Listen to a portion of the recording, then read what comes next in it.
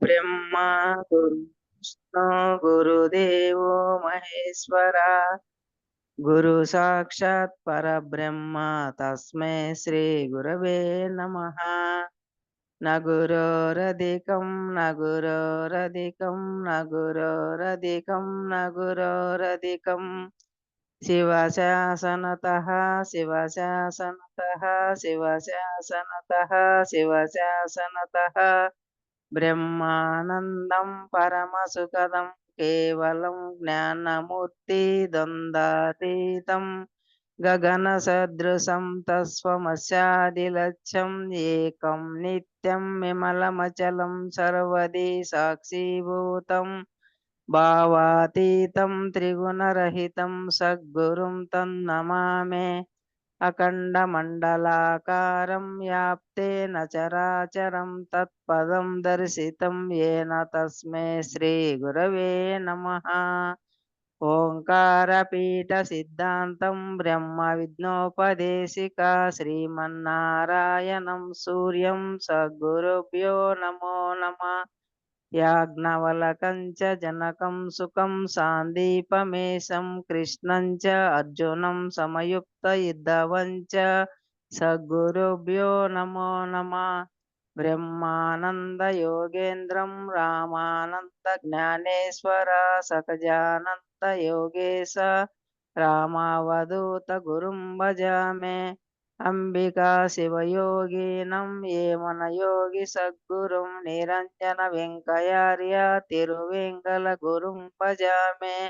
శ్రీధర స్వామి యోగేంద్రం శివరామాఖ్యదీక్షితం కమ్మలూరి అప్ప బ్రహ్మం సద్గురుభ్యో నమో నమః. పరశురామ సీతారామ భాగవత కృష్ణ యోగినాం పీల్కాన లక్ష్మణార్య సద్గురుభ్యో నమో నమః. బృహద్వాసిష్ట సిద్ధాంతం పూర్ణబోధోపదేశిక వెంకటేశ్వర యోగేంద్రం సద్గురుభ్యో నమో నమః. ఆత్మానాత్మ అతీతమనిశం కేవలాత్మోపదేశిక శ్రీవేముల రామయార్య యోగేంద్రం సద్గురుభ్యో నమో నమః. చరాచరమతీతం చ అచల పూర్ణోపదేశిక శ్రీ పూర్ణానంద పుల్లయ్యార్య సద్గురుభ్యో నమో నమః. సర్వకాళకాల ప్రత్యక్షం సర్వోత్తమ సుశాశ్వతం శ్రీ విరహితానంద వెంకటదాసార్య గురుం భజామి. అస్మద్గురు సమారంభం కృష్ణ సాందీప మధ్యమం ఓంకారపీఠ పర్యంతం వందే శ్రీ గురు పరంపరమకు జై. శ్రీ వెంకటాంబ సమేత శ్రీ పూర్ణానంద పుల్లయ్యారులకు జై. శ్రీ విరహితానంద వెంకటదాసార్యులకు జై. శ్రీ విష్ణానంద కృష్ణమూర్తారులకు జై. గురు భక్త మండలికి జై. గురు పరంపరమకు జై. జై గురుస్వామి. జై గురుదేవ. అంతా మీట్ చేసుకున్నాం. జై గురుదేవ. జై గురుదేవ. అమ్మ మేనమ్మ చెప్పు సమే. ఏం మీ నాయన ఒక తూరు కూడా అనుకో, ఒక తూరు కూడా కాదన్నా. ఈ కార్యక్రమం రికార్డ్ అయ్యి మళ్ళా యూట్యూబ్ లోకి పెడతాం. ఇది రికార్డ్ అవుతుంది. మళ్ళా అడుగుదులే.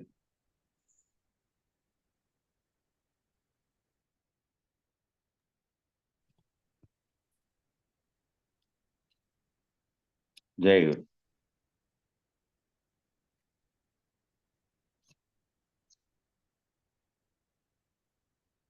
నిన్న జరిగినటువంటి చోట నుంచి ఈ స్థూల శరీరం ఉన్నంత వరకు వీటి నుంచి కొంత దూరం అంతా కూడాను ఇంతకుముందు వచ్చిన దానికి విశ్లేషణగాను ఉంటుంది, ఇంకా వివరణాత్మకంగా ఉంటుంది. కాబట్టి బాగా దృష్టికి దాని మీదనే పెట్టి వినాలి.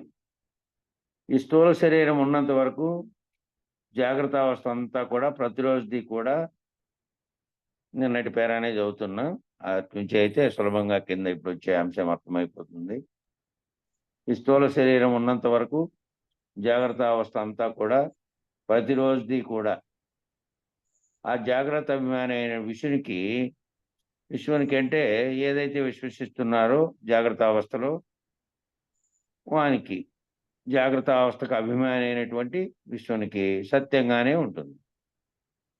సూక్ష్మదేహం ఉండు వరకు స్వప్న ప్రపంచము తత్కాలంలో సత్యంగానే ఉంటుంది. సూక్ష్మదేహంలో ఉన్నప్పుడు కలగంటున్న వానికి కలగంటున్నంతసేపు నిజమే సత్యముగానే ఉంటుంది. సూక్ష్మదేహాభిమాని అయినటువంటి తేజస్సునికి ఎప్పుడు కూడా ఈ కాలంలో వచ్చేది ఆ కాలంలో ఎప్పుడు ఏ కాలంలో సత్యం వస్తుందో కళ మేల్కొనే వరకు అదంతా సత్యంగానే ఉంది. రెండింటికి కారణమున్నుడి చేత అజ్ఞానం అనే అవిద్యయే కారణ శరీరము అన్నారు. ఇక జాగ్రత్త అవస్థ తోచడానికి కానీ స్వప్నావస్థ తోచడానికి కానీ అసలు ఆయా అనుభవాలు ఉండడానికి కానీ కూడా కారణ శరీరంలో ఉన్న వాసనలనే కారణము. జాగ్రత్త అవస్థ తోచడానికి కానీ స్వప్నావస్థ తోచడానికి కానీ ఆయా అనుభవాలన్నీ ఉండడానికి కూడా కారణ శరీరంలో వాసనలు మిగిలిపోయి ఉన్నాయి. అనుభవంగా వచ్చినటువంటి జాగ్రత్త అవస్థలోటివేమో వచ్చేటువంటి ఆ అనుభవాలుగా వస్తున్నాయి, ఆలోచనలు కానీ లేదంటే అవి కార్యరూపం ధరించిన అనుభవాలు కానీ వాసనలుగా మిగిలిపోతున్నాయి. స్వప్నావస్థలో తోచినవేమో అప్పటికప్పుడు గుర్తుంటాయి, మెలకు వచ్చిన తర్వాత అది లేనిది అని గుర్తొచ్చిన తర్వాత అది మళ్ళీ గుర్తుండదు. కొన్ని వాసనలు స్వప్నంలోకి వచ్చినప్పుడు అసత్యము అంటున్నాం. కొన్ని వాసనలు అంటే శరీరంగా ఉన్నప్పుడు భావించినటువంటివే నువ్వు అనుకున్నవే కూడా కొన్నిసార్లు ఒక్కోసారి స్వప్నంలోకి రావచ్చు, ఒక్కోసారి నువ్వు అనుకోనిది కూడా రావచ్చు. కొన్ని వాసనలు జాగ్రత్త అవస్థలోకి వస్తే మాత్రము కొన్ని రకాల వాసనలు జాగ్రత్త అవస్థలోకి వస్తే మాత్రము అసత్యము అని అనడం లేదు. ఏవైనా కొన్ని ఉంటే అవి మళ్ళా జాగ్రత్త అవస్థలోకి ఇంతకుముందు అనుభవించినటువంటి వాసనలుగా ఉన్నటువంటివి మళ్ళా ఇక్కడ జాగ్రత్త అవస్థలోకి వస్తే అవి జాగ్రత్త అవస్థలో ఆల్రెడీ నువ్వు అనుభవించి అనుభవపూర్వకంగా నీ వాసనల రూపంలో ఉన్నాయి కాబట్టి అవి అసత్యమని అనడం లేదు. స్వప్నంలో అసత్యంలా తోచేది జాగ్రత్తలో ఎందుకు తోచదు? స్వప్నంలో వచ్చింది స్వప్నంలో అసత్యంగా తోచింది, జాగ్రత్తలో ఎందుకు తోచదు? రెండిటికీ కారణ శరీరమే కదా. రెండిటికీ కారణము కారణ శరీరంలోని వాసనలే కదా స్వప్నానికి కానీ జాగ్రత్తకు కానీ కారణం. రెండిటికీ ఒకటే కదా కారణం. మరి అది సత్యంగా అది అసత్యంగా తోస్తుంది మేలుకున్న తర్వాత. ఈ జాగ్రత్త అవస్థలో ఉన్నదేమో అసత్యంగా తోచడం లేదు. ఒక స్వప్నాన్ని మాత్రమే తోసివేస్తున్నాం అబద్ధమని. స్వప్నాన్ని మాత్రమే తోసేస్తున్నామే అబద్ధమని. జాగ్రత్తను ఎందుకు తోసేయడం లేదు? జాగ్రత్తలో జరుగుతున్న దానిని ఎందుకు తోసేయడం లేదు? స్వప్నకాలంలో స్వప్నంగానే ఉన్నది, సత్యంగానే ఉన్నది. స్వప్నం జరిగేటప్పుడేమో స్వప్నం సత్యంగానే ఉన్నది కదా. అప్పుడేమో మెలకువలోకి వచ్చిన తర్వాత అసత్యం అనేది నిర్ణయిస్తున్నావు. జాగ్రత్త కాలంలోనే ఆ స్వప్నం అసత్యం అని తెలుస్తున్నది. అసత్యం అని ఎప్పుడు తెలుస్తుంది? నువ్వు జాగ్రత్తలోకి వచ్చిన తర్వాత తెలుస్తుంది. కలగంటున్నంతసేపు కళ నిజమే ఉంది. కళలోంచి జాగ్రత్తలోకి వచ్చిన తర్వాత జాగ్రత్త కాలంలోనే స్వప్నం అసత్యం అని తెలుస్తుంది. ఎందుకు తోసేయడం లేదు అంటే అంతటితో ఆగిపోక కంటిన్యూ అవుతున్నది. అంతటితో ఆగిపోవట్లే. ఒకటి వస్తే నిన్న వచ్చినది మళ్ళీ రేపు గుర్తొస్తుంది. రాత్రి గాఢ నిద్రావస్థలో సర్వము మర్చిపోయి ఉన్నప్పటికీ మళ్ళీ రేపు మెలకు వచ్చిన తర్వాత రేపు మళ్ళీ ఎప్పుడైతే ఆ మెలకు వచ్చిందో నిద్రలోంచి నిద్రగా ఉన్నప్పుడు నీ చైతన్యం పనిచేయట్లేదు. దేన్ని గుర్తించే స్థితిలో గుర్తెరిగే ఎరుక లేదు, గుర్తెరుగుతున్నటువంటి ఎరుక లేదు. మెలకు వచ్చిన తర్వాత మళ్ళీ నిన్నటి వరకు జరిగినవన్నీ గుర్తొచ్చినాయి. కాబట్టి నిన్నటి వరకు వచ్చినటువంటివన్నీ మళ్ళీ కంటిన్యూ అవుతున్నాయి. కంటిన్యూ కావడం అంటే అట్లా నిన్నటి ఆలోచనలన్నీ నిన్నటివే మర్చిపోవట్లే కదా. మరి నిన్న ఫలానా మాట అనేటివి నువ్వు నిన్న ఫలానా పని చేసావు, సగం చేసావు, ఇంక సగం ముందు అట్లే మళ్ళీ వాళ్ళన్నీ గుర్తొచ్చినాయి. నిన్నటి పనులన్నీ అంతటితో ఆగిపోకుండా నిన్నటితో కంటిన్యూ అవుతుంది. నిన్నటి జాగ్రత్త అవస్థలో జరిగినవి ఇవాల్టి జాగ్రత్త అవస్థకి ఈరోజు జరిగే జాగ్రత్త అవస్థకి లింకులు ఉన్నాయి. ఆ లింకులే జ్ఞాపకంగా ఉన్నటువంటి ఉన్నవి. నిన్నటి జ్ఞాపకాలు, నిన్న చేసినటువంటి పనులు, అనుభవాలు. కానీ నిన్నటి స్వప్నావస్థ ఇవాళకి లింకు లేదు. స్వప్నావస్థలకేమో మేల్కుంటానే అప్పటికప్పుడే పోయింది. స్వప్నంలో తైజసుడు కలగంచింది అప్పటికప్పుడు నిజమే అయినప్పటికీ కలగంటున్నప్పుడు నిన్నటి మెలకువతోనే ఆ స్వప్నం పోయింది. మళ్ళీ ఇవాళ స్వప్నం వచ్చింది వేరేది. దానికి దీనికి ఏమైనా లింక్ ఉందా? నిన్నటి స్వప్నం ఏమైనా కంటిన్యూ అవుతుందా ఈరోజు అంటే లేదు. దానికి దీనికి లింకు లేదు. జాగ్రత్త అవస్థలోటివేమో నిన్నటి జరిగిన విషయాలు మళ్ళీ అవి అనుభవపూర్వకంగా ఉన్నాయి. జాగ్రత్తలో ఆలోచనలు వచ్చినవి కానీ, లేదా కార్యరూపం ధరించి సగం చేసినవి కానీ, పూరా చేసినవి కానీ అన్నీ కూడా జ్ఞాపకాల రూపంలో ఉండి మళ్ళీ ఈ రోజుకి లింక్ ఉంది. నిన్నటి జాగ్రత్తకి ఇవాళ జాగ్రత్త. కానీ స్వప్నావస్థకి, నిన్నటి స్వప్నావస్థకి ఇవాళ స్వప్నావస్థకి లింకు లేదు. నిన్నటి కళ అక్కడికక్కడే వచ్చింది. నిన్నటి కళ అక్కడికక్కడే వచ్చింది. తోచింది పోయింది. ఇక్కడ ఇలా చాలా అర్థం పర్థం లేకుండా వస్తుంది ఆ కళ. నిన్నటి కళ వచ్చింది, తోచింది, పోయింది. మళ్ళీ ఇవాళ వచ్చింది. దానికి దీనికి ఏ లింకు లేదు. ఒక్కోసారి అర్థం పర్థం కూడా లేదు. వచ్చిన కళకు ఏమని వచ్చిందో లేదు. కలగాపులగంగా గజిబిజిగా ఏమి పూర్వ ఒక వచ్చినటువంటి కళను వ్యక్తపరచడానికి నాకు ఈ విధమైనది వచ్చింది అని చెప్పే గుళ్ళ అర్థం లేకుండా కూడా వస్తుంది. మరలా కళలో మీకు తెలిసిన వాళ్ళే కాకుండా తెలియని వాళ్ళు కూడా వస్తున్నారు. కళలో ఒకసారి తెలిసిన వాళ్ళే కాకుండా తెలియని వాళ్ళు కూడా వస్తున్నారు. ఈ కళలో తెలిసిన వాళ్ళే కాకుండా తెలియని వాళ్ళు కూడా వస్తున్నారు. మ్యూట్ చేయప్ప మిగతా వాటివి. వెంకటదాసు మీ పోస్ట్ పెట్టినారు. ఎందుకు తోసేయడం లేదు అంటే కళ అక్కడికక్కడే వచ్చింది, తోచింది, పోయింది. ఇలా అర్థం పర్థం లేకుండా వస్తుంది. మళ్ళా కూడా కళలో ఈ తెలిసిన వాళ్ళే కాకుండా తెలియని వాళ్ళు కూడా వస్తున్నారు. ఈ మేలుకుంటే ఆ తెలిసిన వాళ్ళు కంటిన్యూ అవ్వడం లేదు. మేలుకున్న తర్వాత ఒకవేళ తెలిసిన వాళ్ళు కళలోకి వచ్చినా కూడా నిజానికి వాళ్ళకి రాలేదు. వాళ్ళకేం నీ కళ గురించి తెలియదు. నీకు మెలకు వచ్చిన తర్వాత ఆ తెలిసిన వాళ్ళు కూడా కళలో ఏమీ లేరు. కళలో వచ్చింది తప్ప నిజానికి చూస్తే ఆడ లేరు. ఆ కళ ఏమీ మళ్ళా కంటిన్యూ కాలేదు, అవడం లేదు. అందుకని అక్కడ కట్ అయిపోయింది. ఆ కళ అప్పటిదే. అందుకని కళ అంటున్నాం. కళలోది కూడా కంటిన్యూ అయితే అప్పుడు అది నిజమా?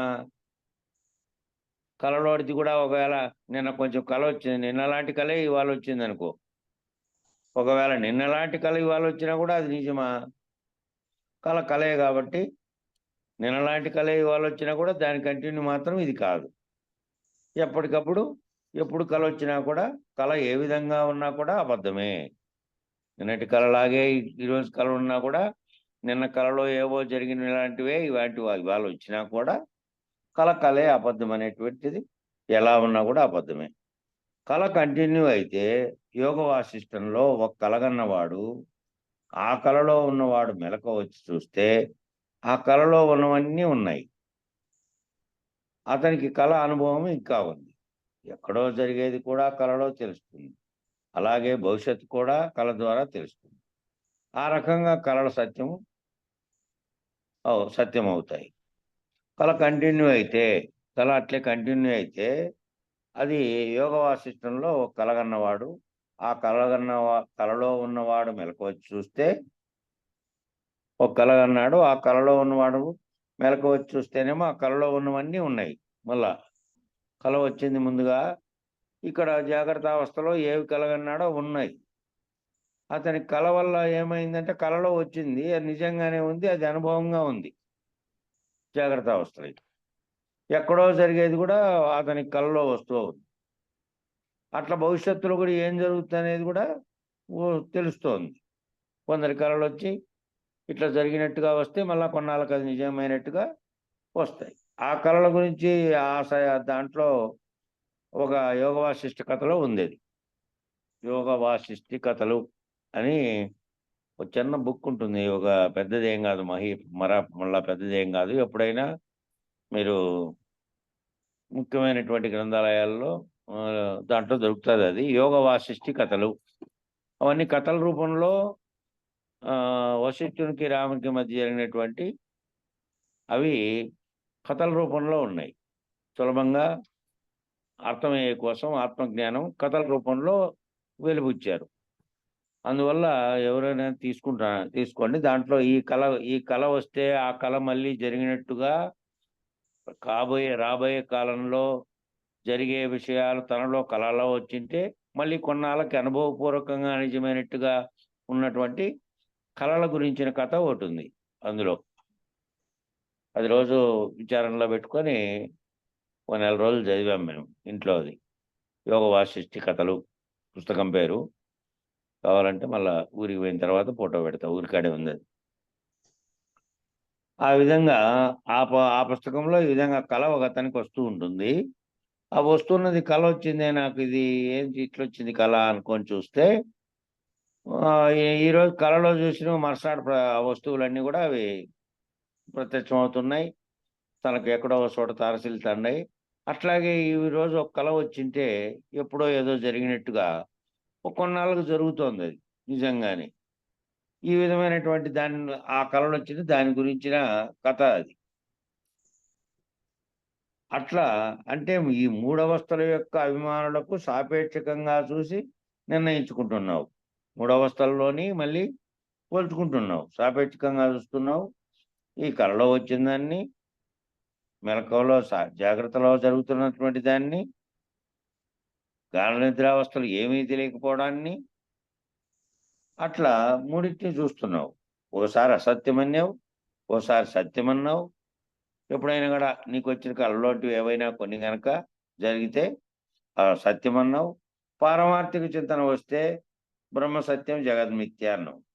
పారమార్థిక సత్యంగా ఆలోచిస్తే ఇదంతా లేనిదే కాబట్టి శరీరం ఉన్నప్పటి వరకు వచ్చింది, మధ్యలో కల్పించుకొని మళ్ళీ పోతుంది. దీని మాయావరణంగా ఆవరణ చేసుకొని ఈ చర్చ అంతా జరుపుతున్నటువంటి నేననేటువంటి ఆ ఎరుక అనేది ఉందే, అదంతాను శుద్ధంగా ఉన్నటువంటి శుద్ధ చైతన్యంగా ఉన్నటువంటి సమిష్టికర్త అయిన బ్రహ్మం నేను అని తెలిసిన తర్వాత బ్రహ్మ సత్యము ఈ తోచినటువంటి ప్రపంచంతో సహా ఈ నేననేటువంటిది ఏర్పడినటువంటి అహంకారం, ఈ నేనని భావించినటువంటి కర్త, ఇక్కడ జరిగిన కర్మ క్రియ కార్యరూపం ధరించినటువంటి సకల ప్రపంచం, దృశ్య ప్రపంచం సర్వము లేదు అని విచారణ ద్వారా పారమార్థిక చింతన చేసినవానికైతే విచారణ ద్వారా అట్లా అనిపించిన తర్వాత బ్రహ్మ సత్యము జగత్తంతా మిథ్య అనేటువంటి నిత్యానిత్య వస్తు వివేకాన్ని ఆ లక్ష్యంతో చూస్తే,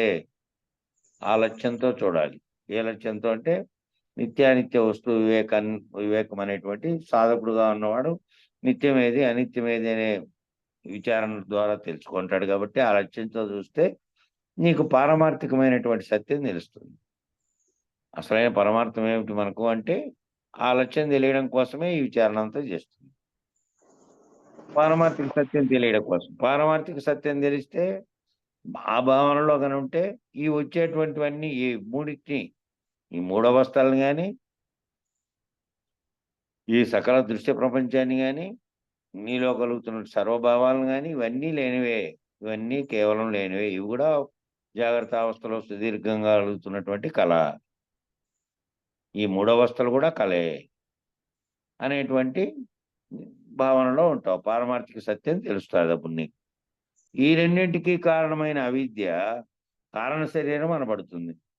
ఈ రెండింటికి కారణమైనటువంటిది అవిద్య చేత కారణ శరీరం అనే దాంట్లో నుంచి దాన్నే కారణ శరీరము అని అంటున్నారు. ఈ కారణ శరీరము ఉండి వరకు స్థూల సూక్ష్మ దేహములు జాగ్రత్త స్వప్న అవస్థలు సత్యంగానే ఉంటాయి. కారణ శరీరం అనేది ఏదైతే ఉందో అది దాన్ని ఆవరణ చేసుకొని ఇది వీటన్నిటిని స్థూలంగా ఉండే శరీరాన్ని, సూక్ష్మ దేహాన్ని, కలగంటున్న దేహాన్ని, జాగ్రత్త స్వప్నం అనే అవస్థల్ని ఈ రెండింటిని సత్యంగానే తోస్తూ ఉంటాయి. ఈ రెండు వస్తూనే ఉంటాయి కాబట్టి సత్యంగానే ఉంటాయి. ఈ 2 రకముల అవస్థలు ఒక కాలమున ఉండి మరొక కాలమున లేకపోవటచే ఈ 2 అసత్యములే అని విచారించవలెను. ఈ రెండిట్లో వచ్చేటివి అటు జాగ్రత్తలో ఉన్నవి గాని, ఇటు స్వప్నంలో వస్తున్నవి గాని, ఈ కారణ శరీరమనే అజ్ఞానం దాంట్లో ఉంది కాబట్టి, దీని చేత ఆలోచిస్తే నిజంగా తోచబడుతున్నదంతా గూడా విచారణ చేత తెలుసుకున్న వానికి ఈ 2 రకముల అవస్థలు కూడా ఒక కాలం నుండి ఒక కాలమున పోతాయి గాబట్టి, మరో కాలమున లేకపోవటచే అవి 2 అసత్యములే అని విచారించవలెను. విచారించేవాడు ఈ 2 అసత్యములే. జాగ్రత్తావస్థలోనిది, స్వప్నావస్థలోది. ఒకప్పుడు నుండి మరొకప్పుడు లేకుండా పోయేటివి గాబట్టి, అదేమో మేలుకుంటానే లేదు. ఇదేమో కొంతకాలం ఉంది. శరీరం శుష్కించిన తర్వాత పోయింది. ఈ 2 అసత్యములేనని జాగ్రత్తలో ఉన్నట్టుగానే జాగ్రత్తలో విచారించి, ఏదైతే విచారిస్తున్నటువంటి ఎరుక కూడా లేనిదే, లేనెరుకే వచ్చి లేనెరుకే విచారణ చేస్తోంది. స్వప్నావస్థకు, జాగ్రత్తావస్థకు కారణం అవిద్య. స్వప్నావస్థకు, జాగ్రత్తావస్థకు కారణం అవిద్య. ఈ కారణ శరీరం అన్నా, అవిద్య అన్నా, అజ్ఞానం అన్నా ఒక్కటే. అజ్ఞానంలో కనబడేవన్నీ సత్యం కాదు. అజ్ఞానంలో కనబడేటివన్నీ సత్యం కాదు. జ్ఞానంలో గోచరించేది స్వానుభవం. ఈ జ్ఞానంలో గోచరిస్తున్నటువంటిది స్వానుభవం, సత్యము. అది గోచరించదు కానీ స్వానుభవ రూపం. ఈ అజ్ఞానంలో కనబడేటివన్నీ సత్యం కాదు. మరి జ్ఞానంలో గోచరించేటివి జ్ఞానంగా ఉన్నప్పుడు, తెలివిలో ఉన్నప్పుడు కనబడేది స్వయంగా అనుభవంగా ఉంది గదా! స్వానుభవంగా ఉంది గదా అది. ఆ స్వానుభవంగా ఉన్నది మళ్ళీ నీకు స్వానుభవం అంటే స్వయంగా తనకే అనుభవంగా ఉంది గాబట్టి, ఆ స్వానుభవ రూపం సత్యం. అది గోచరించదు కానీ స్వానుభవ రూపం. అదేం మళ్ళీ గోచరించకపోయినప్పటికీ గూడా ఒకసారి స్వానుభవ రూపంలోకొచ్చింటే మళ్ళీ గుర్తులేకొస్తే ఫలానా అనుభవం నీకు గుర్తులోకొస్తోంది. అజ్ఞానంలో ఉన్నవన్నీ కూడా నీకంటే అన్యముగా తోచి, అజ్ఞానంలో ఉన్నప్పుడేమో అన్నీ నీకంటే అన్యముగా తోచి నిన్ను బాధించేవి. అవి వేరుగా కనపడుతున్నాయి గాబట్టి. ఆ కనపడేటువంటి ద్వంద్వములుగా ఉన్నటువంటివన్నీ దుఃఖమున్నా, ఆనందమున్నా, వాడు, వీడు ఎదురుగా కనపడే ప్రపంచం, నీకు పరోక్షంగా కనపడుతున్నది, ప్రత్యక్షంగా ఉన్నది అన్నీ కూడా ఒక్కటేననే ఇది లేకుండా ఉన్నంత కాలము, ద్వంద్వములుగా ఉన్నంత కాలము, అవి నీకంటే అన్యంగా తోచి నిన్ను బాధిస్తూ ఉన్నాయి. నీకంటే అన్నంగా భావిస్తున్నావు. అవన్నీ నీలోనే ఉన్నాయి. దుఃఖము, ఆనందము, బాధ, సంతోషం ఇవన్నీ ద్వంద్వాలన్నీ కూడా వేరుగా ఉన్నట్టుగా తోస్తున్నాయి నీకు. వేరే సర్వ ప్రపంచంలో ఉన్నటువంటి సర్వమునకు కలుగుతున్నటువంటి భావనలో ఉన్నవే అవి. అవి లేనివని జాగ్రత్త ప్రపంచంతో సహా, స్వప్న ప్రపంచంతో సహా సమిష్టిగా ఉన్నటువంటి బ్రహ్మముగా నువ్వు భావిస్తే, జగత్ అనే భావన లేకొచ్చిన తర్వాత ఇవన్నీ నువ్వు తాదాత్మ్యం చెందడం చేతనే దీని పట్ల నీకవన్నీ తోచి బాధిస్తూ ఉన్నాయి. ఒకసారి ఆనందం, ఒకసారి దుఃఖం, ఒకసారి పడిపోవటం, ఒకసారి లేవటం, ఒకసారి దెబ్బలు తినడం, ఒకసారి భయపడటం ఇవన్నీ కూడా జాగ్రత్తావస్థలో అలాగే ఉంటాది. జాగ్రత్తావస్థలో అన్నీ జరుగుతున్నవన్నీ మళ్ళీ వాటి వల్ల వచ్చిన అనుభవాలుగా ఉండి లోపల మళ్ళీ గుర్తుకు కూడా వస్తుంటాయి. ఇవన్నీ కార్యకారణాలు కూడా కనిపిస్తాయి. ఇదంతా బ్రహ్మజ్ఞానం చేత దహించిపోయింది. ఇదంతా ఏమైందంటే బ్రహ్మజ్ఞానం తెలుసుకొని సాధకుడు విచారణ ద్వారా, గురుకృప ద్వారా ఆ విచారణ చేసిన దాన్ని లోపల దృఢపరుచుకుంటూ పోతుంటేనే, లేకుండా ఊరికే ఎప్పటి కాపోటి వినిపోతే కాదు. లోపల ఈ విచారించిన దాన్ని మళ్ళీ అన్వయించుకుంటూ పోవాలి. అన్వయించుకుంటూ పోతే బ్రహ్మజ్ఞానం చేత దహించిపోయిందంటే నీకు అన్యంగా ఉన్నదంతా పోయింది. ఇక నీకు అన్యంగా వేరేది లేదు. నేను బ్రహ్మముననే విచారణ ద్వారా, మహావాక్య విచారణ ద్వారా నువ్వు ఆ స్థితిగా ఉండి బ్రహ్మనిష్టలో ఉండి నేననే స్వరూపాన్ని కోల్పోయి, కనబడేటువంటి దృశ్య ప్రపంచ జగత్ అనే స్వరూపాన్ని కోల్పోయి, సర్వకారణమైనటువంటి దాన్ని కోల్పోయి, ఆ ఏదైతే ప్రథమ స్థితిలో ఉన్నటువంటి శుద్ధ చైతన్యంగా ఉన్నటువంటి స్థితిలోకి నువ్వు ఈ విచారణ ద్వారా పోయినావో ఈ కింద అంతా కూడా పోయి అది స్థిరపడే స్థితికి వస్తుంది. ఆ విధంగా నువ్వు మళ్ళీ ఈ చెప్పిన దాన్ని విన్నదాన్ని అన్వయించుకుంటూ పోతే మాత్రమే, ఎప్పటికప్పుడు ఇడిచిపెడితే లేదు. మళ్ళీ జాగ్రత్త అవస్థలో మళ్ళీ అన్నీ కనపడుతున్నాయి, వాటన్నిటిని మళ్ళీ నిజాలనుకుంటున్నావు, మళ్ళీ పునరావృత్తి అవుతూనే ఉంది. కాబట్టి జాగ్రత్త అవస్థ కానీ స్వప్నావస్థ కానీ అది అవిద్యా దోషం కనుక నీ స్వరూపం. జాగ్రత్త అవస్థ అయినా సరే స్వప్నావస్థ అయినా సరే అది అవిద్యా దోషమే కాబట్టి అది అంతా నీ స్వరూపంగా ఉంది. నువ్వు ఇప్పుడు భావిస్తున్నావు కాబట్టి నీ స్వరూపంగా నీకు వస్తున్నటువంటి కళ నేను అనుభవంలోకి తీసుకుంటున్నా, నేను స్వప్నావస్థలో వచ్చినది అని అనుకుంటున్నా, జాగ్రత్త అవస్థలో వచ్చిన దాన్ని మళ్ళీ భావిస్తున్నా కాబట్టి అది నీ స్వరూపం. అనగా నేను అదే అయి ఉన్నాను అనే జ్ఞానమేమో సత్యం. నేను ఇది కాదు, నేను ఇది భావిస్తున్నదంతా కాదు, నేను ఏదై ఉన్నాను అనేటువంటి నేను శుద్ధ చైతన్యంగా ఉన్నాను, సమిష్టిగా ఉన్నాను, ఇట్లా ఖండాఖండములుగా ఉన్నటువంటి వేరువేరుగా కనపడుతున్నదంతా లేదు, నేను ఒకటిగానే ఉంది అనేటువంటి బ్రహ్మజ్ఞానం చేత, అటువంటి ఆత్మానుభవం చేత ఈ అజ్ఞానం పోతుంది. ఈ అజ్ఞానం పోవాలంటే నేను ఏదైతే బ్రహ్మము అని చెప్పబడినటువంటి స్థితిలో ఉందో ఆ సమిష్టి చైతన్యంగా శుద్ధ చైతన్యంగా ఉన్నది నేను.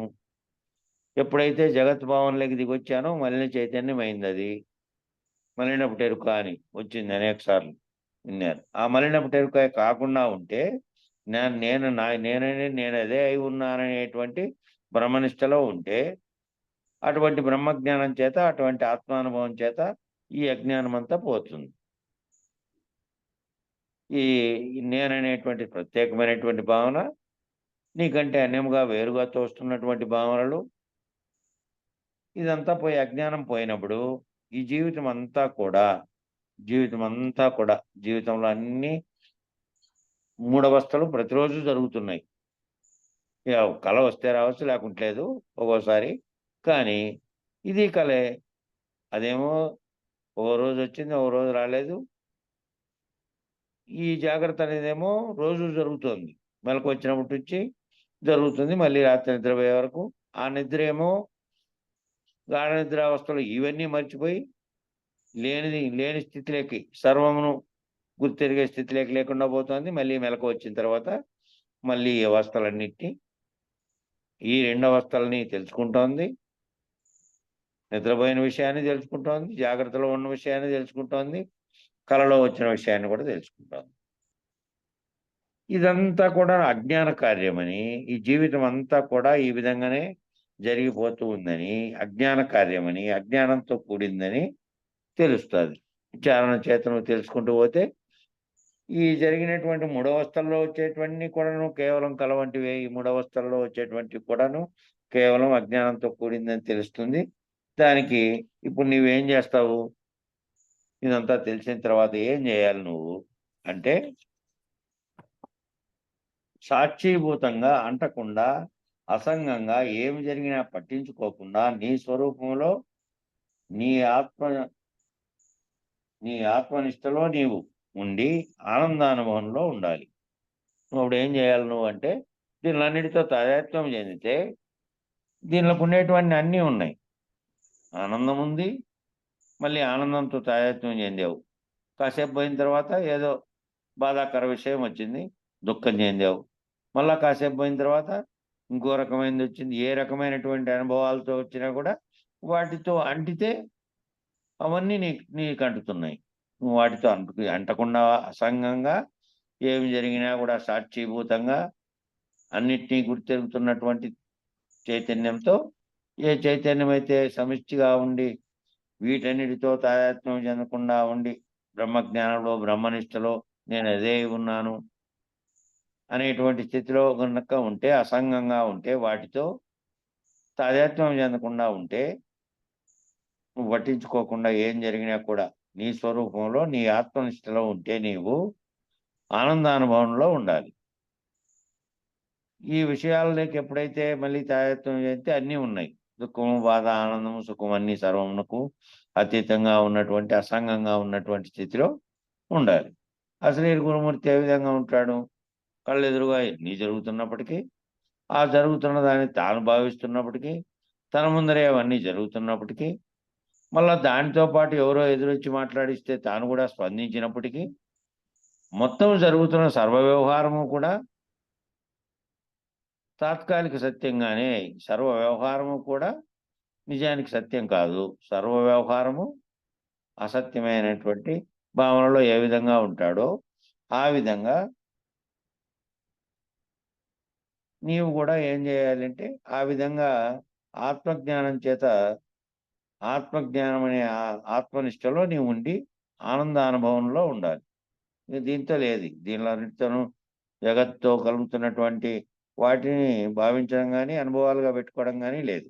ఒకవేళ జరుగుతున్నా కూడా అది నిరంతరం మామూలుగా జరిగేటువంటి నీకెదురుగా మామూలుగా జరుగుతున్నటువంటి చర్యలన్నీ కూడాను పుట్టినప్పటి నుంచి ఇన్ని రకాలుగా చెప్పారు కదా. ఇప్పుడు అన్నీ జరుగుతున్నాయి. జాగ్రత్తలోటి మళ్ళా మరుసటి రోజుకి వస్తున్నది, మరుసటి రోజు ఇంకో రోజుకు అన్నీ వస్తున్నప్పటికీ కూడా ఇది తాత్కాలిక సత్యమే కదా.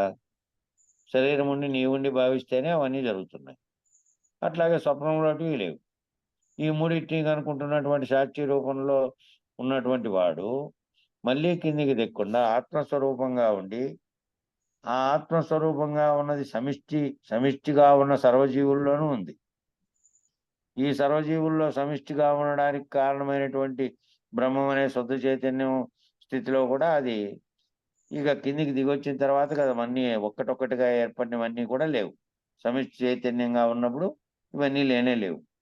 కాబట్టి ఆ విధంగా ఆత్మజ్ఞానంగా ఉంటే, ఆత్మజ్ఞానంతో ఏటితోనూ సంగమించకుండా అసంగంగా ఏది జరిగినా పట్టించుకోకుండా నీ స్వరూపంలోనే నీ ఆత్మనిష్టలో నీవు ఉంటే, అప్పుడు అందుకే ఈ అజ్ఞాన కార్యం అంతా కూడా జ్ఞానం చేత దహించిపోతూ ఉంటుంది అని ఎందుకన్నారంటే, ఈ జరిగేటువంతా కూడా అప్పటికప్పుడు ఆ జాగ్రత్త అవస్థలో జరిగి అనుభవాత్మకంగా ఉన్నప్పటికీ కూడా అది కూడా కలలోడిది అజ్ఞానమే, జాగ్రత్తలోడిది అజ్ఞానమే. అంత అజ్ఞానం చేత ఇవన్నీ జరుగుతున్నటువంటి దాంతో నేను దానితో భావిస్తున్నాననే భావం చేత విచారణ ఈ అజ్ఞాన కార్యం అంతా కూడా జ్ఞానం చేత జ్ఞానం పొంది నువ్వు దీన్ని తొలగించుకునే కొద్దీ ఈ అనుభవాలని ఈ జరుగుతున్నటువంటి వాటన్నిటినీ వీటితో తాదాత్మ్యం చెందకుండా నువ్వు ఎప్పుడైతే తొలగించుకుంటూ పోతున్నావో, భ్రాంతులన్నీ వీడుతున్నాయో, ఆ భ్రాంతులు వీడే కొద్దీ జ్ఞానం చేత ఈ అజ్ఞానం అంతా దహించుకుపోతూ ఉంటుంది. జ్ఞానాగ్ని దగ్ధ కర్మాణి అని సర్వకర్మల్ని జ్ఞానం చేత తొలగించుకోవచ్చు అని ఆ వాక్యం మేము చెప్పినట్టు అట్లా జ్ఞానం చేత ఇవన్నీ దహించుకుపోతూ ఉంటాయి. జ్ఞానం పొందిన తర్వాత నీ స్వరూప జ్ఞానం తెలుసుకొని దాంతో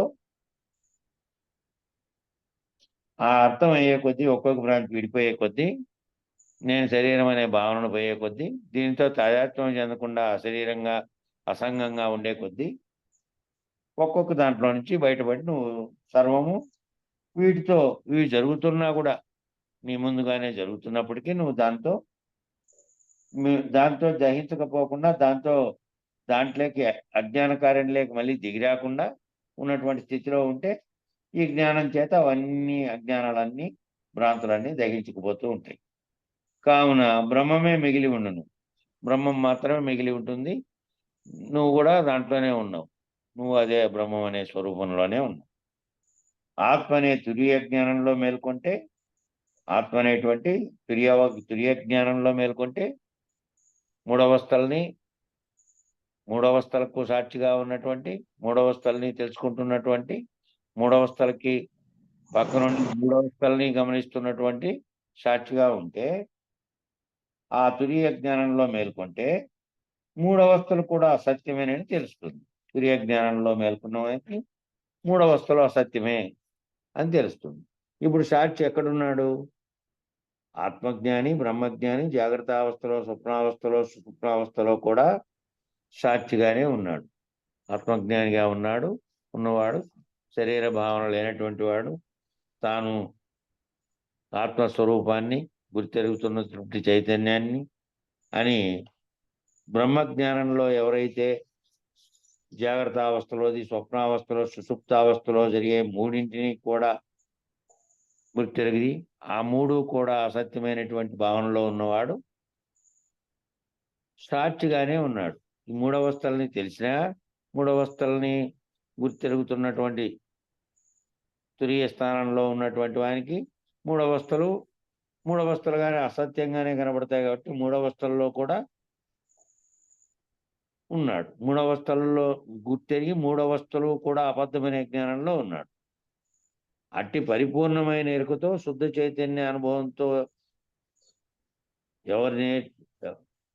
ఎవర్నెస్ అంటే ఎల్లప్పుడూ ఎల్లప్పటికీ కూడా ఈ మూడవస్థలకు సాక్షిగా ఉంటూ పరిపూర్ణమైన ఎరుకతో అన్నారు. పరిపూర్ణం అంటే పరిపూర్ణం పూర్తి ఎరుక ఏ విధంగానంటే మళ్ళా పరిపూర్ణాన్ని కాదు పోలుస్తున్నది ఇక్కడ. పరిపూర్ణమైన ఎరుకతోనంటే ఏ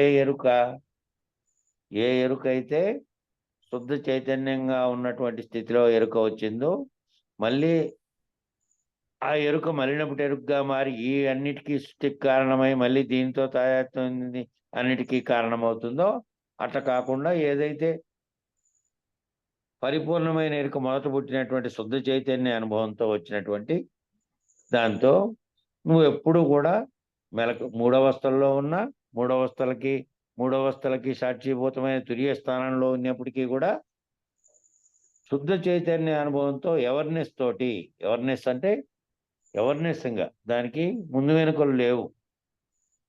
ముందు వెనుకలు అనేది కానీ ఏది లేకుండా ఎల్లప్పటికీ ఒకే తీరుగా ఒకే రకంగా ఉన్నట్టు దాన్ని ఎవర్నెస్ అంటారు. ఎవర్నెస్ అంటే ఎప్పటికీ మళ్ళీ వెనుక ముందు వర్తమానం అనేది లేకుండా ఎప్పటికీ ఒకే రకమైనటువంటి స్థితిలో ఆ శుద్ధ చైతన్య అనుభవంతో ఎవర్నెస్ తోటి దానిలో ఉండేటువంటి అనుభూతిని తెంపు లేకుండా కొనసాగించుకుంటూ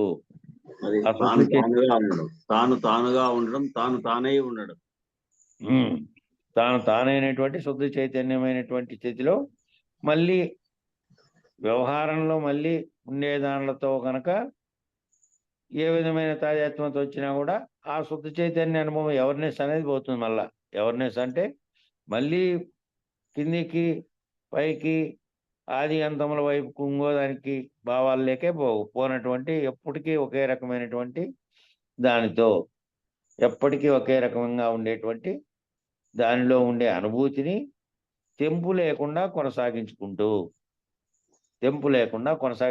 అంటే తెంపు ఎప్పుడు వస్తుంది? తెంపు ఏ దానితో పట్లైనా నువ్వు మళ్ళీ తాదాత్మ్యం చెంది ఆకర్షించబడో లేకపోతే పూర్తి మళ్ళీ దానికి లొంగిపోయి దానికి ఆ విధంగా జరిగేటువంటి వ్యవహారాలు లేకపోతే మళ్ళీ అది ఆ అనుభూతి పోయి ఈ అనుభూతి వస్తుంది. కాబట్టి ఆ అనుభూతిలో తెంపు లేకుండా నేను శుద్ధ చైతన్య అనుభవంగా ఉన్నటువంటి దాన్ని ఏదైతే శుద్ధంగా ఉన్నటువంటి జగత్తు భావన లేనటువంటి ఎరుక కలిగిందో మొదట బ్రహ్మకు కలిగినటువంటి ఎరుక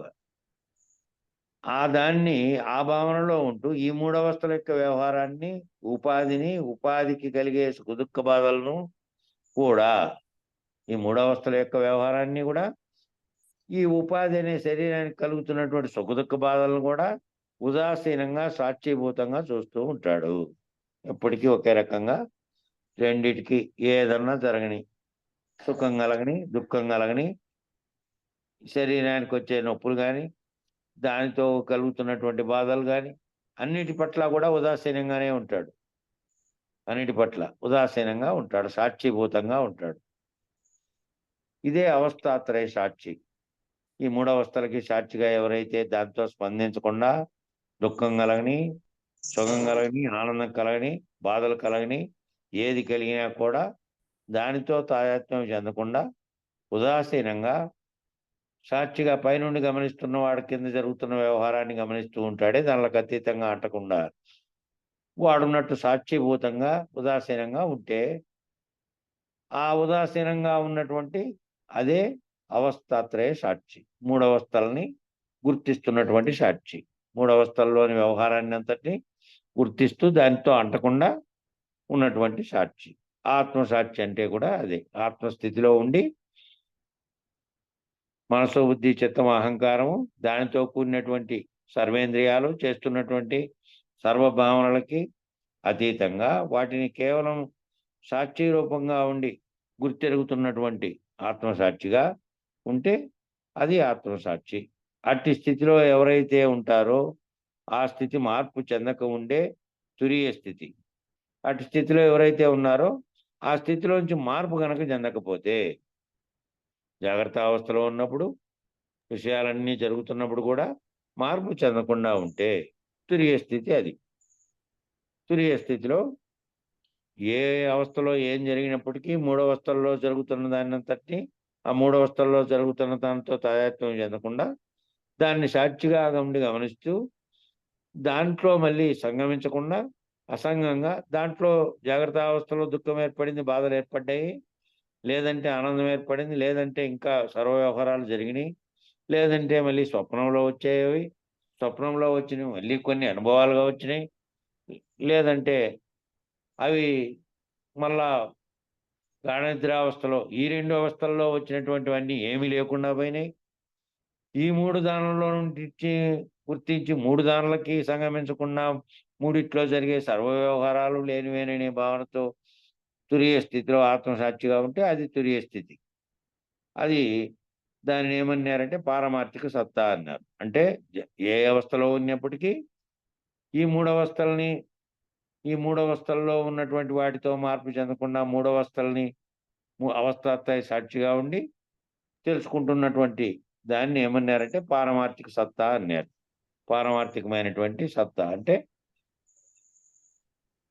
వాడు తన స్వస్వరూప జ్ఞానాన్ని ఎరిగి ఆత్మనిష్టలో ఉండి తాను ఎప్పటికీ అప్పటికీ ఏ అవస్థలో ఉన్నప్పటికీ తాను బ్రహ్మజ్ఞానంగా బ్రహ్మకున్నటువంటి సమిష్టి చైతన్యంగా ఖండాఖండములుగా కాకుండా నాకంటే అన్యం ఇంకోటి ఉంది అనేది కాకుండా సర్వసాక్షి స్థితిలో ఎవరైతే ఉంటారో దాన్ని పారమార్థిక సత్తా అన్నారు. కాబట్టి ఆ సత్యంలో నుంచి మళ్ళీ కిందికి దిగి వస్తే మళ్ళీ జగత్తే, మళ్ళీ అన్ని మామూలే. ఆ స్థితిలో అట్లాగే ఉంటేనేమో మార్పు చెందకుండా ఉండే తురీయ స్థితి అది. మళ్ళీ వ్యవస్థలోకి వ్యవహారంలోకి వచ్చాం కదా, కల ఉండింది కదా, మేల్కొంటాం కదా, మెలకువలో మళ్ళీ పనులన్నీ చేస్తాం కదా రోజంతా, మళ్ళీ రాత్రి గాఢ నిద్ర వచ్చా, మళ్ళీ రేపు మెలకువ తర్వాత మళ్ళీ మామూలు. వీటన్నిటికీ ఏదైతే వీటన్నిటినీ ఈ మూడవస్థల్ని గుర్తించి మూడవస్థల్ని నిజం కాదనుకునేటువంటి సాక్షిభూతంగా ఉన్నటువంటి స్థితిలో ఉంటే ఆ స్థితిలో నుంచి ఆ స్థితిలోనే నిలబడితే అదే పారమార్థిక సత్తా అన్నారు. ఆ స్థితిలో నుంచి మళ్ళీ జరిగిన అనేటువంటి స్థితిలోకి ఉండాలి. కావున బ్రహ్మం అనేది కాబట్టి ఆ విధమైనటువంటి స్థితి కంటిన్యూగా ఎవర్నెస్ అనే పదం వాడారు కదా, అంటే ఎప్పటికీ మార్పు చెందని విధంగా ఎప్పటికీ అట్లాగే ఉంటే గనక అప్పుడు కాబట్టి ఆ విషయంలో ఆ విధంగా ఉంటే బ్రహ్మమే సత్యము, జగత్తు మిథ్య అవుతుంది. ఆ భావనలో ఉంటే మిథ్య అనగా విచారణ చేసి నిర్ణయించినచో లేనిదే ఉన్నట్లు తోచినందున, మళ్ళా విచారణ చేసి చూస్తే లేనిదే ఉన్నట్లు తోచింది కాబట్టి తోచినందున అట్టి జగత్తును కల్పితమైనదనే భావంతో ఆ అభిప్రాయంతో ఉంటాడు. ఈ ప్రపంచాన్ని పిల్లలాటలుగా, బొమ్మలాటలుగా, ఇంద్రజాలముగా, గారడీలాగా చూసే ఆ దృష్టితో ఉన్నవాడు సాక్షి. సాక్షి ఎవడు ఇప్పుడు అంటే చెబుతున్నారు, బ్రహ్మమే సత్యం అనుకున్న వాడికి ఆ బ్రహ్మస్థితిలో ఉంటే నేనున్నాను, బ్రహ్మీభూత స్థితిలో నేను బ్రహ్మనిష్టతో ఉన్నాను, నేను వేరుగా లేను, అన్యంగా లేను అని భావించిన వానికి జగత్ అనేది మిథ్యగా అవుతున్నది. మిథ్య అనగా విచారణ చేసిన తర్వాత నిర్ణయించినచో ఊరికే పైన అనకుండా, పైన మిథ్య అని కాదు, విచారణ చేసి మిథ్య అనగా విచారణ చేసి నిర్ణయించినచో ఈ మూడవస్థల్లో తోచేది కూడా ఒకప్పుడు ఉంది, ఒకప్పుడు లేకుండా పోతోంది. ఇది తాత్కాలిక సత్యంగా ఉంది, నిజం కాదు, ఇది అసత్యమైనటువంటిది నిర్ణయించి విచారణ చేత నిర్ణయించినచో లేనిదే ఉన్నట్లు తోచినందున ఆ లేనిదే ఉన్నట్లుగా తోచింది కాబట్టి అదేమో స్వప్నము, ఈ జాగ్రత్తలో జరిగేదేమో సుదీర్ఘమైనటువంటి ఇది స్వరస్వప్నం, అది నరస్వప్నంగా భావించి ఉంటే లేనిదే ఉన్నట్టు తోచినందున అటు జగత్తును కల్పితమైందనే భావంతో, కల్పితము అనే భావనతో విచారణ చేసి నిర్ణయించిన వానికి, విచారణ చేసి నిర్ధారణకు వచ్చిన వానికి అట్టి జగత్తును కల్పితమైనదనే భావంతో ఆ అభిప్రాయంతో ఉంటాడు.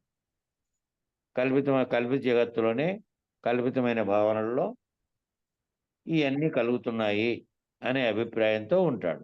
ఏ అవస్థలోకి వచ్చినప్పటికీ ఏ అవస్థలో జరుగుతున్న విషయాలను కూడా మూడవస్థల్ని ఎరిగినటువంటి అవస్థాత్రయ సాక్షిగా ఉన్నటువంటి తురియ స్థితిని ఎల్లప్పుడూ అంటే అన్ని అవస్థల్లోనూ కలిగి ఉంటాడు భావనతో.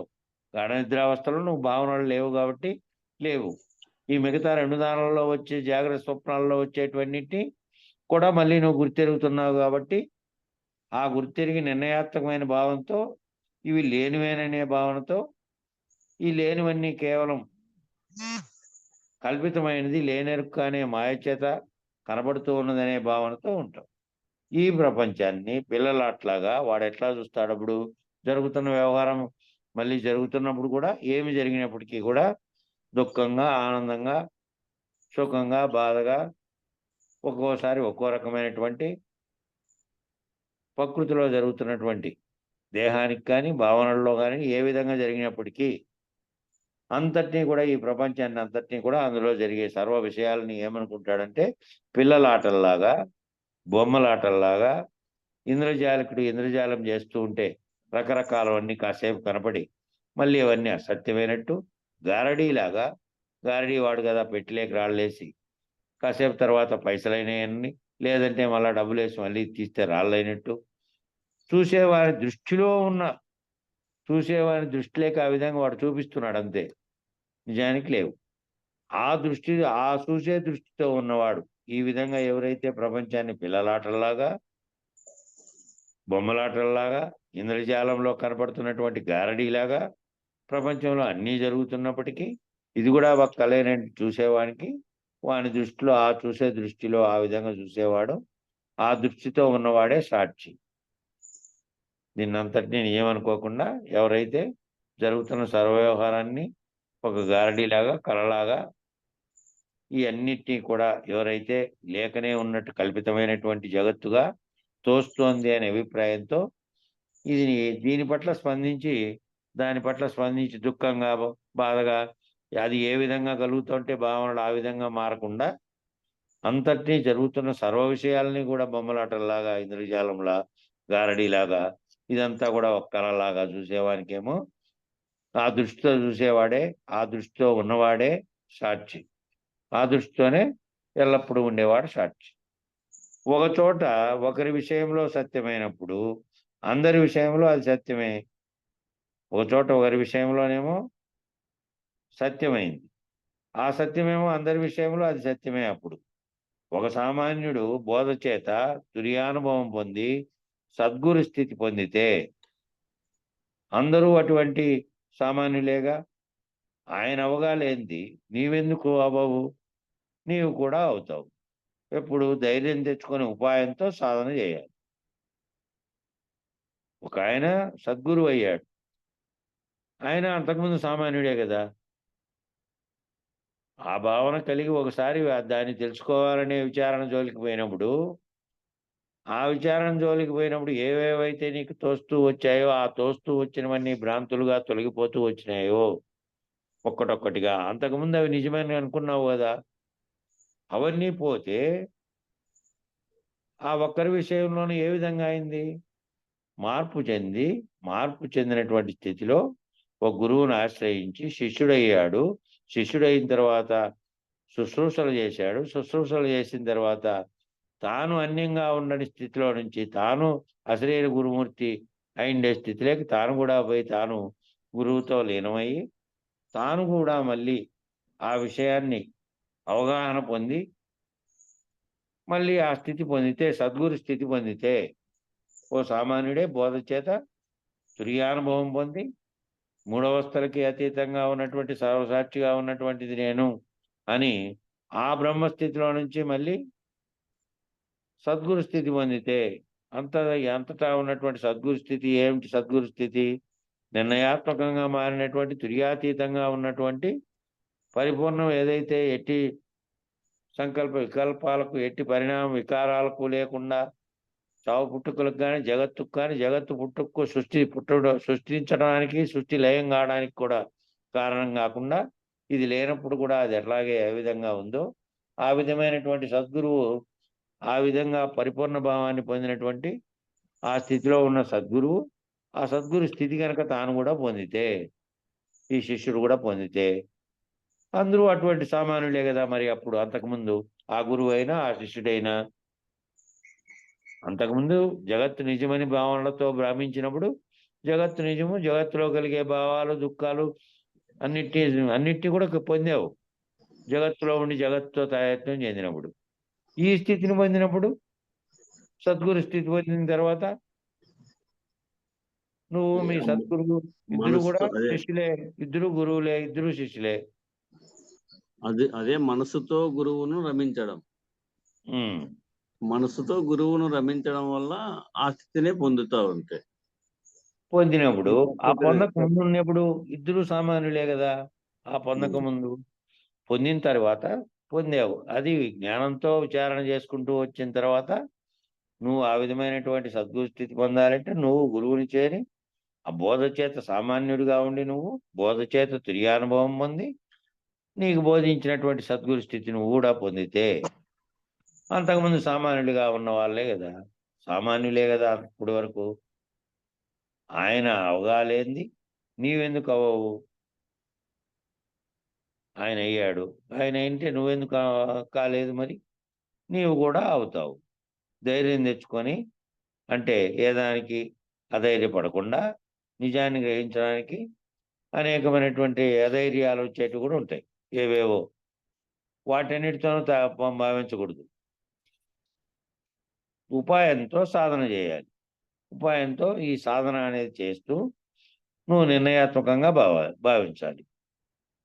అంతేగాని నీవు ఆ విధంగా తెచ్చుకొని గురువాక్యాన్ని విచారణ ద్వారా కలిగినటువంటి అంతకుముందు కలిగినటువంటి భ్రాంతులు తొలగించుకుంటూ పోతే, ఉపాయంతో సాధన చేసుకుంటూ పోతే నువ్వు కూడా అవుతావు.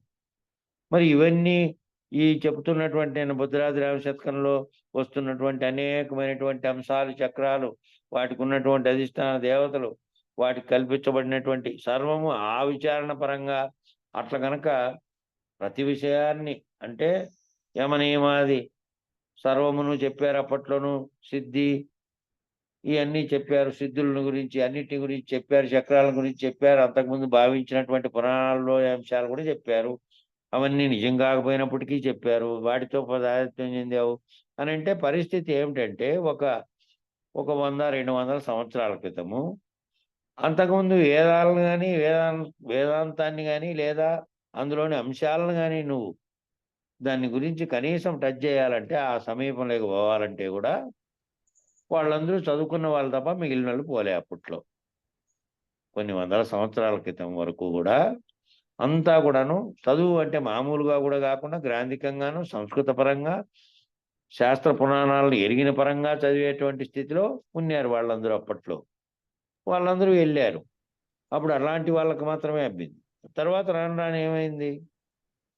రాను ఈ ప్రపంచానికి అంతటికీ వెల్లడి చేయాలనేటువంటి భావనతో మన ఈ శివరామ దీక్షితులు లాంటి వారు ఏం చేశారంటే గ్రంథస్థంగాను అనేక వేదాల్లో అక్కడక్కడ వెలిబుచ్చబడినటువంటి సత్పురుషులు అనేటువంటి పరమాత్మతో సహా అన్ని చోట్ల ఎక్కడెక్కడైతే భగవద్గీతలో ఆయన వెలిబుచ్చాడో, ఉపనిషత్తుల్లో వెలిబుచ్చారో, ఇంకా ఇతరత్రా వెలిబుచ్చినటువంటి అభిప్రాయాలన్నింటినీ క్రోడీకరించి ఒక సిద్ధాంత రూపకల్పన చేస్తే మేలు, ఈ విధమైన భావనతో ఇది వ్యాప్తి చెందుతుంది, ప్రపంచానికి వెల్లడించినట్టు అవుతుంది అని పూనుకున్నాడు. పూనుకొని మొదలుపెట్టిన తర్వాత వ్యావహారికమైనటువంటి సాధారణమైనటువంటి తెలంగాణ భాషలో ప్రోద్వాసిష్టాన్ని రాశాడు. ఆ తర్వాత వెదజల్లే కొద్దీ అందరూ కూడా మామూలుగా ఉన్న వ్యక్తులు కూడా తెలుసుకోవచ్చు అనే భావనలు వచ్చిన తర్వాత అందుకనే ఈ సేమ్ ఇదంతా ఇది ఒక చోట వచ్చింది చర్చకు.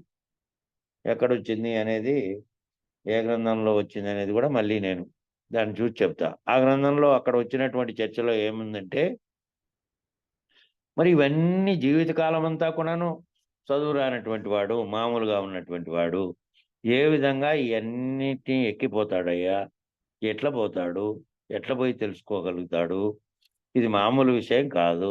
మామూలుగా ఏదో చదువుతుంటే కథ అర్థమైనట్టు కాదు అని చెప్తే, సరే ఇవన్నీ కూడాను వాళ్ళు అప్పట్లో విద్యావంతులైనటువంటి వాళ్ళు బాగా అన్ని విషయాల్లోకి ఒక్కటొక్కటిగా నేర్చుకుంటూ పోయినటువంటి వాళ్ళు పోయినారు కాబట్టి సాధనల చేత వాళ్ళు పోయినారు.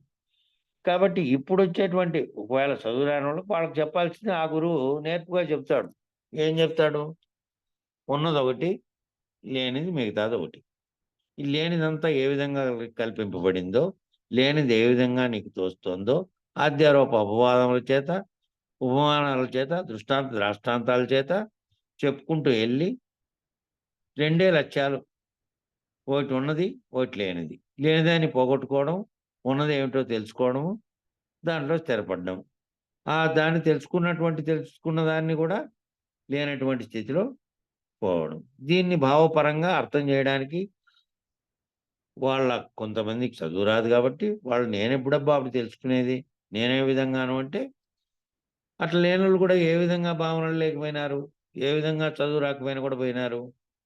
ఏ విధంగా ఇప్పుడు రామస్వామి తాత చదివే రాకపోయినా కూడా వీళ్ళు చదువుతాండే బుక్‌లో "రేయ్! తప్పు చదివితివి చూడు. అది ఒక లైన్ మర్చిపోతివి మధ్యలో" అని అంటాండంట. రోట్లో నూరుకుంటా కూడా. అప్పుడు ఆయన సొంతంగా కారం నూరుకోవడం, అక్కడ ముసలాయమ్మ ముందే చనిపోయినదంట. ఏవైనా కూడా తనకిష్టమైనవి వంట చేసుకునేవాడంట తానే.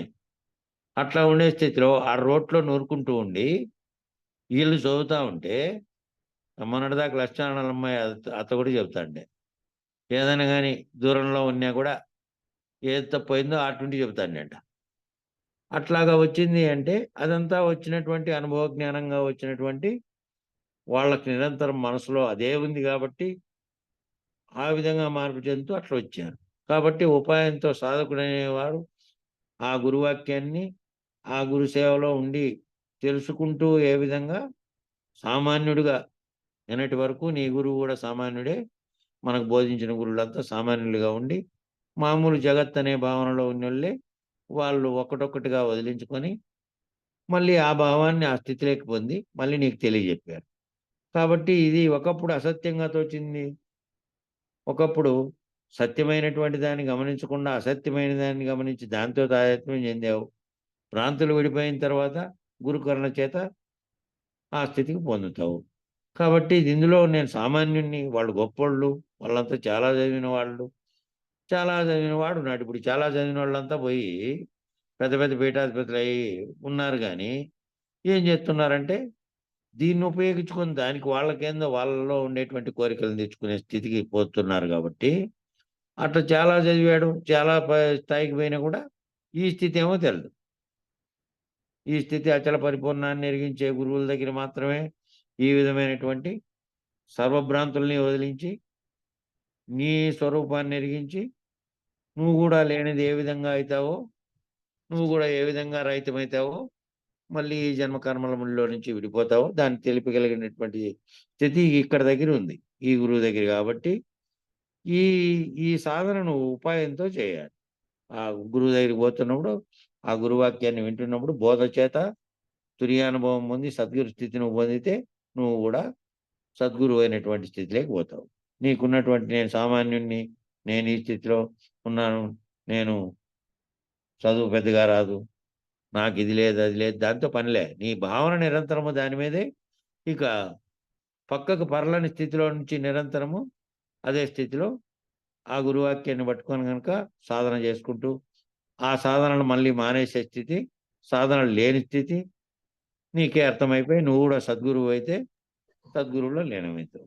మనకి అదే ఒక డాక్టర్ భక్త కన్నప్పను చూపించారు ఉదాహరణగా. హ్మ్. భక్త కన్నప్పను కూడా చూపించారు ఆ విధంగా. చదువు లేదు, హ్మ్. అడవిలో అడవి వేటగాడు. హ్మ్. ఎంత భక్తి కలిగి ఉన్నాడో అది మనకు ఆదర్శం. హ్మ్. దాంతో తాదాత్మ్యం చెందాడింకా. సర్వ ప్రపంచము ఇంకేమీ కనపడలేదు బయటిది. అట్లా భావనలో ఉన్నాడు గాబట్టి ఆయనకు పూర్తి ఆ స్థితిలో అట్లున్నాడు. అంటే నిరుపమానమైనటువంటి ఉపమానం చెప్పడానికి కానీ, లేకపోతే తాను అన్యంగా భావించలేదు. అన్య ప్రపంచమే లేదు. కాబట్టి కన్నువైనా సరే, ఇంకోటైనా సరే, ఏదైనా సరే త్యాగానికి, అంత త్యాగానికి ఒడిగట్టే విధంగా అట్లున్నారు. అట్లా కూడా కాకుండా ఇది జ్ఞానంతో తొలగించుకుంటూ పోయేది కాబట్టి, జగత్ అనేదాన్ని తొలగించుకుంటూ పోవాలంటే నీ భావనలో నిరంతరం అద్దెప్పం గోటిలాగా ఉండకూడదు. ఇంక వేరే భావన అంటే వ్యవహారిక జీవితంలో పోయినావు, నీ పనులు నువ్వు చేసుకుంటూ ఉన్నావు. పనులు చేసుకుంటూ ఉన్నప్పటికీ ఇది మరవకూడదు. ఇదంతా అసత్యంగా జరుగుతున్నటువంటి, అనిత్యంగా ఉన్నటువంటి దాంట్లో నేను తాత్కాలికంగా అసత్యమే సత్యంగా తోస్తోంది కానీ నిజానికి విచారిస్తే లేదు అనేటువంటి భావనలో ఉండాలి. ఒకడు డాక్టర్ కోర్సు చదివాడు, శవాన్ని కోసి అందులో భాగాలన్నీ చూసి ఏ భాగానికి ఆ భాగం వేరు చేయడము నేర్చుకొని, డాక్టర్స్ ఆపరేషన్ చేస్తున్నప్పుడు చూస్తూ సహాయం చేస్తూ కొంచెం నేర్చుకొని మరలా సొంతంగా ప్రాక్టీస్ పెట్టుకొని ఆ డాక్టర్ కూడా అదే ఆపరేషన్ చేస్తున్నాడు. మొదట్లో శవంలో ఏం చూశాడో, డాక్టర్ దగ్గర నుండి ఏది చూశాడో, ఆ శరీరంలోని భాగాలన్నీ ప్రాణాలతో ఉన్నా కూడా మళ్ళీ ఆపరేషన్ చేసినప్పుడేమో ప్రాణంతో ఉన్న శరీరానికి లోపల ఏం రిపేర్ చేయాలో అది ఇంకో డాక్టర్ తనకంటే సీనియర్ డాక్టర్ చేస్తూ ఉండగా చూస్తున్నాడు. ఇప్పుడు అంతకుముందేమో నిర్జీవంగా పడి ఉన్నటువంటి ప్రాణం లేని శరీరాన్ని కోసి ఏం గాయాలని ఏం జరిగింది అనేది చేసినప్పుడు, పోస్ట్మార్టం చేసినప్పుడు చూశాడు. అన్నిటినీ అవయవాలను చూశాడు, అన్నీ చూశాడు. అవన్నీ చదువుకుంటున్నప్పుడేమో డాక్టర్లకి అనాథ శవాలుగా ఉన్నటివి వాటిని సంవత్సరానికి 20-30 వెళ్తే ఒక్కొక్క ఆసుపత్రికి ఏదైతే కాలేజీతో అనుబంధంగా ఉండే ఆసుపత్రి ఉందో, మెడికల్ కాలేజ్తో అనుబంధంగా వాళ్ళకి ఇచ్చేస్తారు. ఊరికే పైకి దానం చేయడం, పూడ్చిపెట్టడం చేయరాడా. జిహెచ్ఎంసీలో మున్సిపాలిటీ కానీ అది ఏదైనా కానీ వాళ్ళకి అప్పచెప్తారు. వాళ్ళు ఆ విధంగా వీళ్ళకి ట్రైనింగ్ క్లాస్లో చూపిస్తారు. అప్పుడు కానీ లేదంటే ఒకటి ప్రమాదవశాత్తు మృతి చెంది అది కేసుగా తయారై మళ్ళీ ఇక్కడ హత్య చేయబడినప్పుడు కానీ ప్రమాదం కానీ ఏదైనా కానీ దాన్ని పోస్ట్మార్టం చేయాల్సి వచ్చినప్పుడైనా శవాన్ని కొట్టి చూపిస్తారు. మామూలు శవాన్నైనా అన్ని భాగాలు చూపించడానికి విద్యలో భాగంగా చూపిస్తారు. ఇదేమో ఇన్వెస్టిగేషన్లో భాగంగా చూపిస్తారు. ఇవన్నీ చూశారు. ఇవన్నీ చూసి కదా అన్ని చదివి పాస్ అయిన తర్వాత మళ్ళీ అతను కూడా మొదలుపెట్టి అతను కూడా బాగుండేటువంటి శరీరంలోనే ఏదైనా అనారోగ్యం కలిగితే అతనికి ఆపరేషన్ చేస్తున్నాడు. మొదట్లో శవంలో ఏం చూశాడో, డాక్టర్స్ దగ్గర ఉండి ఏం చూశాడో, ఆ శరీరంలో ఉన్న అన్నీ అట్లాగే ఉన్నాయి. అందరికీ కూడా అట్లాగే ఉన్నాయనేది తెలుసు. ఒకరికి ఫ్యామిలీ ప్లానింగ్ ఆపరేషన్ చేయడం, లేదంటే ఎంతమందికైనా అదే విధానంతో చేస్తాడు. ఒకరికి చేశాడు, ఆ విధంగా విజయమైంది. అదే ఆపరేషన్ చేయడమే కదా. ఒకరికి వేరే రకమైనటువంటి ఆపరేషన్ చేయాల్సి వచ్చింది. ఆ విద్య తెలిసిన వాడు ఆ రకమైన ప్రాక్టీస్ చేస్తే ఆ రకమైనటువంటి ఆపరేషన్లు సులభంగా చేసేస్తున్నాడు. సులభంగా ఎట్లా చేయగలుగుతున్నాడు? ఏదైతే ముందు చూశాడో, ఏదైతే నేర్చుకున్నాడో తాను మళ్ళీ దాన్ని అమలుపరిచి చేస్తున్నాడు. అంతవరకు అతనికి కూడా తెలియదు కదా. ఈ డాక్టర్ ప్రాక్టీస్లో మొదలుపెట్టేటప్పుడు కాకుండా చదువుకునేటప్పుడు పోయి ఇంటర్మీడియట్ తర్వాత వాడు దాని పని లేక కాకుండా ఏ ఐటీఐ లేక పోయి ఏ మెకానికల్ని నేర్చుకున్నాడు అనుకో, మనకి ఈ విషయాలని తెలియవు. ఈ విషయాల్లో చేరాడంతే. చేరిన తర్వాత మళ్ళీ ఒక్కటొక్కటిగా తెలుసుకుంటూ వచ్చిన తర్వాత జరిగింది అంతే. అంతకుముందు సామాన్యుడే ఆయన కూడా ఎంబీబీఎస్లో చేరకముందు. చేరిన తర్వాత దాంతో ఏదైతే తనకంటే గురువుగా ఉన్నవారు, తనకంటే సీనియర్గా ఉన్నవారు అనుభవపూర్వకంగా చూపించారు కాబట్టి అవన్నీ చూసుకొని చేశాడు. అట్లాగే ఈ గురువు గారు కూడా ఒక సామాన్యుడిగా ఉండి అనుభవపూర్వకంగా తాను తెలుసుకున్నటువంటి దాని స్థితిలో నుంచి లేనెరుక స్థితిలో ఆ నేనే లేను, జగత్తు లేదు అన్నటువంటి పరిపూర్ణంగా ఉన్నది ఒక్కటే, మిగిలిన సర్వము లేనిదే అనేటువంటి స్థితి లేకపోయి కూడా మళ్ళీ లేనెరుక లేకొచ్చి నువ్వు ఆశ్రయించడం వల్ల బోధిస్తూ వచ్చినాడు కదా. ఆ వచ్చినటువంటి గురువు అంతకుముందు సామాన్యుడే కాబట్టి నువ్వు సామాన్య స్థితిలో చేరి నేర్చుకుంటూ శుశ్రూషలు చేసి గురువు ద్వారా సద్గురువు స్థితిని నువ్వు పొందితే నువ్వు కూడా ఆ స్థితిలోకి పోతావు. ఈ డాక్టర్ ఏ విధంగా అట్లా అయ్యారో అట్లనే నువ్వు సాధనతో ఉపాయంతో సర్వభ్రాంతుల్ని వీడితే ఆ స్థితిలోకి పోతావు. సమయం దాటిపోయింది. మంగళం చెప్పండి.